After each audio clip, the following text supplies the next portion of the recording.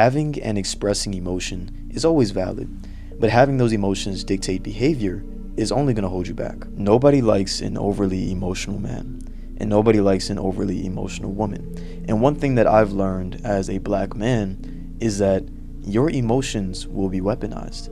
Regardless if another person is having the exact same emotions, expressing them the exact same way, your emotions specifically will be weaponized. And it goes for women as well.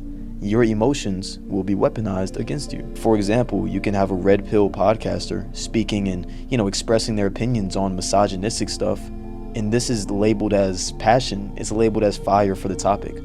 But as soon as anybody else expresses any form of emotion, they're deemed as overly emotional.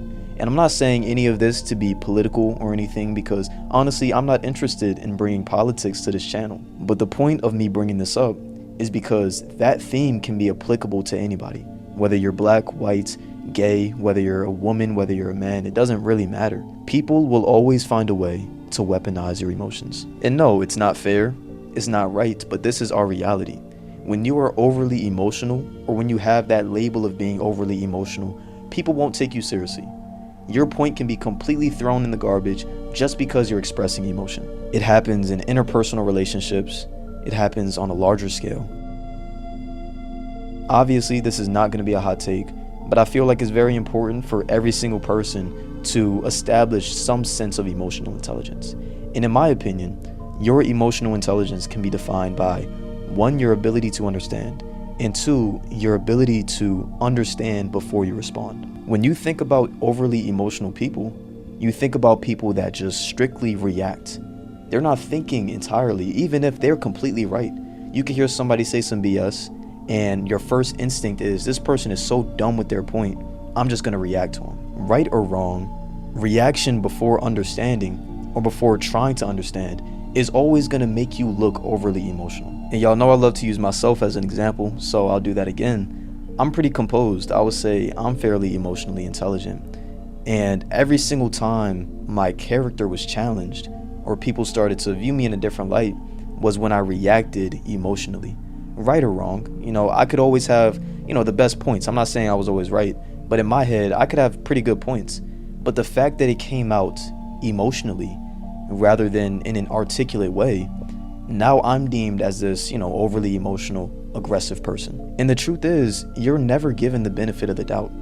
People are going to respond to your emotions, respond to your overreaction by overreacting. You're not going to have the benefit of the doubt of, oh, maybe they had a bad day. Oh, maybe I said something that made them respond in this way. No, you're just going to be deemed as this overly emotional person that can't articulate their point the way that they want to. I'm going to go out on a limb and say that every single person watching this video wants to be respected. They want to be taken seriously. How do you expect to be respected? How do you expect to be taken seriously if you can't even lead yourself properly? You want to be that person that people can view as a leader, but it's showing other people that you can't lead your emotions. You're being taken over by your emotional response. People are going to look at you and say, I don't want this person leading me. They can't even maintain their emotions. Now, the second I do something wrong, what are they going to do to me?